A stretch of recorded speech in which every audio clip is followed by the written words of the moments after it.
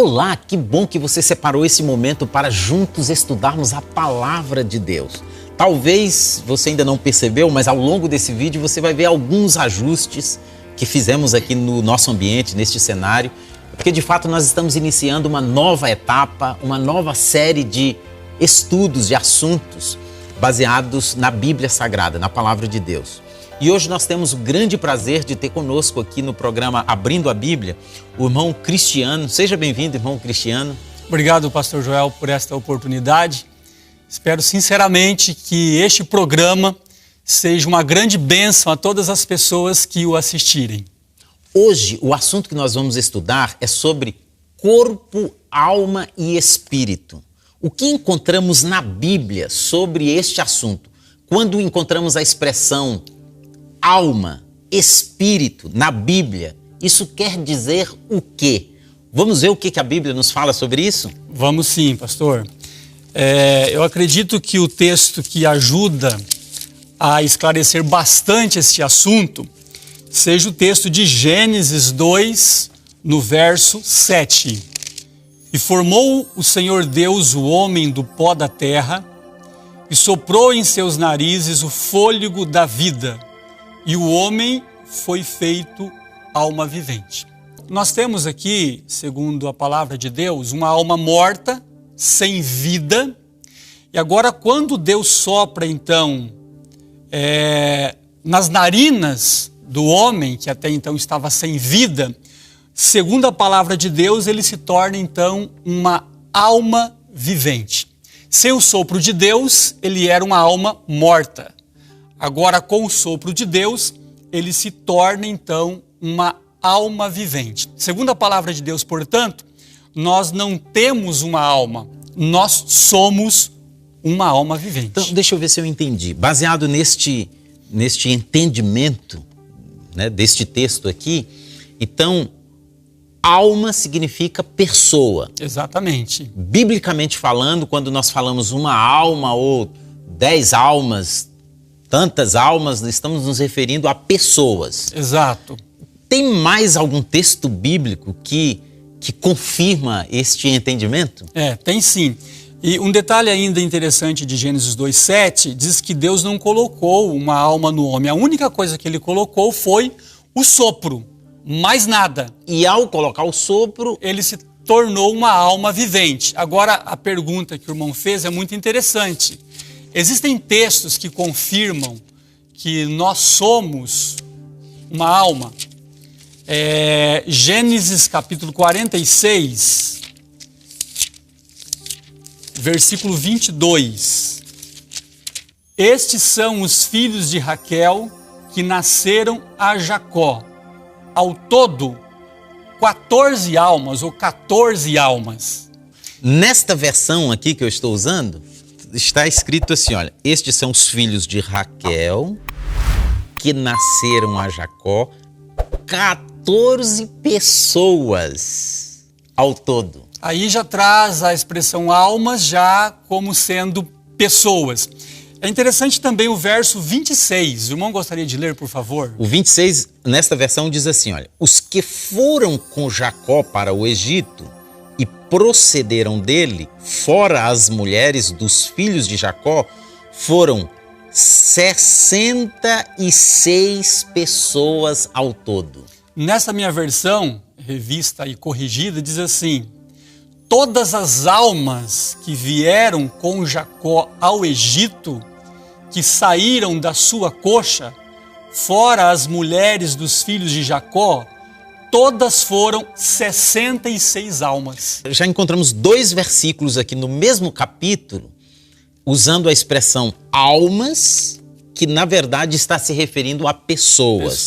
Por exemplo, no versículo 22, 14 almas, na verdade está querendo dizer 14 pessoas. E já no versículo 26, estas 66 almas, na verdade são 66 pessoas. Exatamente, irmão.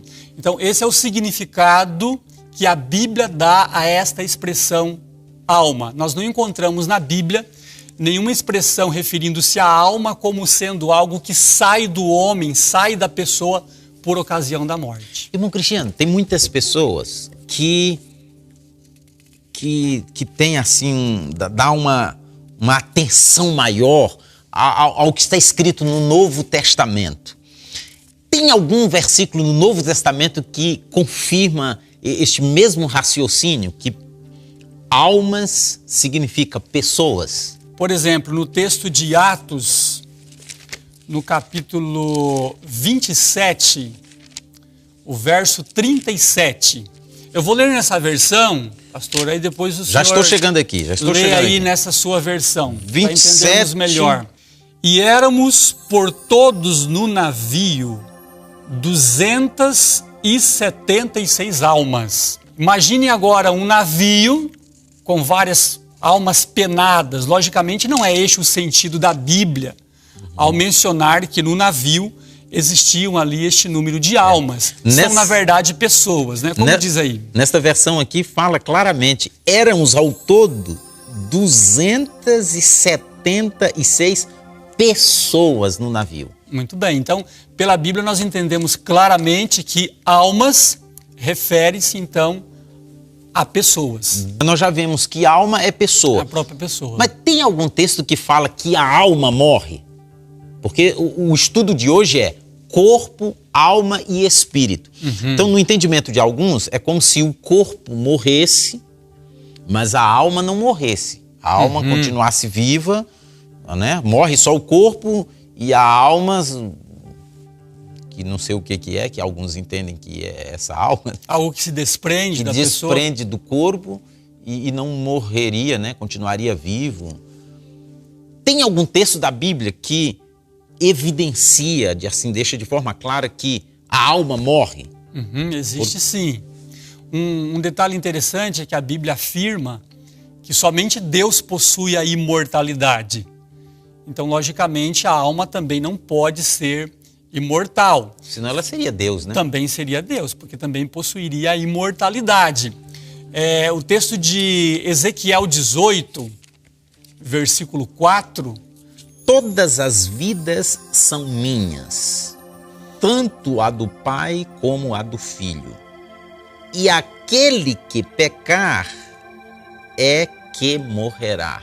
Mas tem versão que fala diferente esse termo aqui, né? Aí já está usando a alma como pessoa. Aqui diz, eis que todas as almas são minhas, como a alma do pai, também a alma do filho é minha.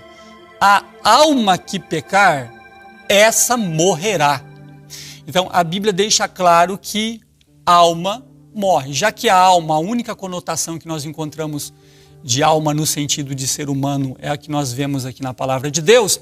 E se a pessoa morre, logicamente a alma morre. Porque a alma é a pessoa. É a pessoa. Exatamente. A pessoa morreu, então a alma morreu. Morre. Então não existe, segundo a palavra de Deus, alma imortal. O único que possui a imortalidade é Deus. Agora vamos ver o que a Bíblia fala sobre espírito. O que é o espírito? Muito bem, então voltando lá em Gênesis 2, que nós temos aqui em Gênesis 2 a base, né, para entendermos de que é formado o homem. Gênesis 2, versículo 7, formou o Senhor Deus o homem do pó da terra e soprou em seus narizes o fôlego de vida. Então, a única coisa que Deus colocou no homem por ocasião da criação foi o sopro em suas narinas. Tanto é, pastor, que aqui em Gênesis 7, versículo 22... E morreu tudo o que tinha o fôlego. Como é que fala nessa versão, na corrigida? Tudo que tinha fôlego de espírito de vida em seus narizes. Existem algumas pessoas que acreditam que o espírito é a parte consciente do nosso corpo. Se fosse assim, a parte consciente do nosso corpo estaria então em nosso nariz, porque é no nariz que está o fôlego de vida. Aqui a Bíblia diz que tudo que tinha fôlego de espírito de vida em seus narizes. De acordo com esse texto, o espírito não é a parte consciente do corpo, porque senão era uma coisa que estaria no cérebro. não no nariz, né? Exato. De acordo com esse texto, nós podemos entender que esta expressão está se referindo ao fôlego de vida, à respiração, vamos assim dizer. Porque o que Deus soprou nas narinas de Adão foi o fôlego, né? Correto. Colocou ele para respirar. Correto. Né? Antes de respirar, Adão não tinha vida, era uma alma morta. Deus colocou ele para respirar, se tornou agora vivo, né? Uma alma vivente. É muito importante isso que o irmão mencionou, porque o barro, né, separado do fôlego, não sentia nada, não sabia nada. O fôlego que Deus deu ao homem por ocasião da criação, separado do homem, do barro, também não sabia nada, não sentia nada.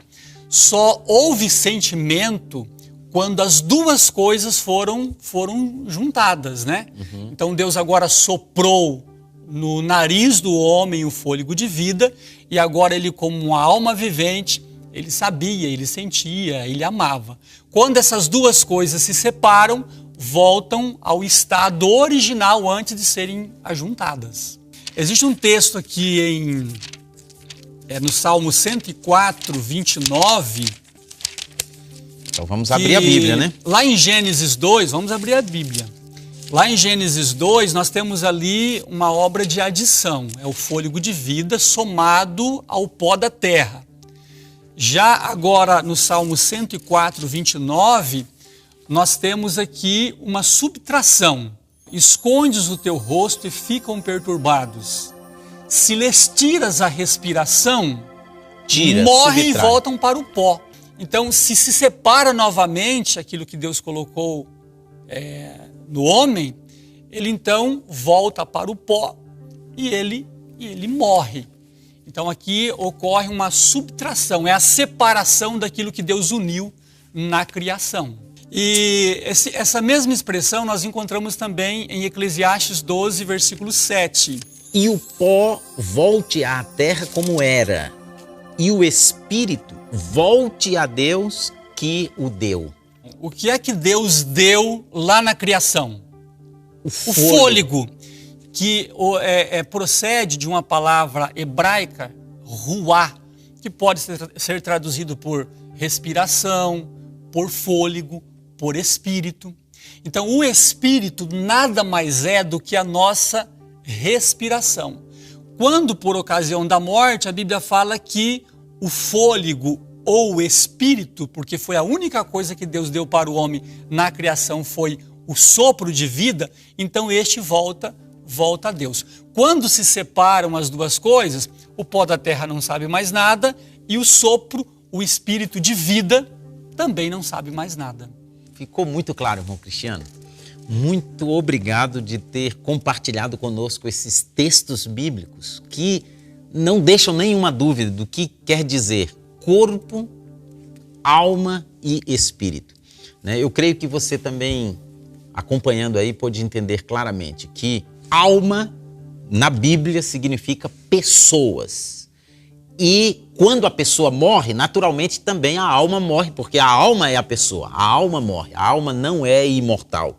Somente Deus tem a imortalidade. E o espírito não é algo que sai da pessoa quando a pessoa morre e fica vagando ou vai lá para o céu. O corpo fica aqui na terra, mas o espírito vai lá para o céu. Não é assim. O que sai do corpo quando a pessoa morre é a respiração, o fôlego de vida. Este é o espírito que Deus colocou no homem, o homem se tornando uma alma vivente, e é o que sai do homem. Ao sair do homem, o homem morre, né? Volta ao pó.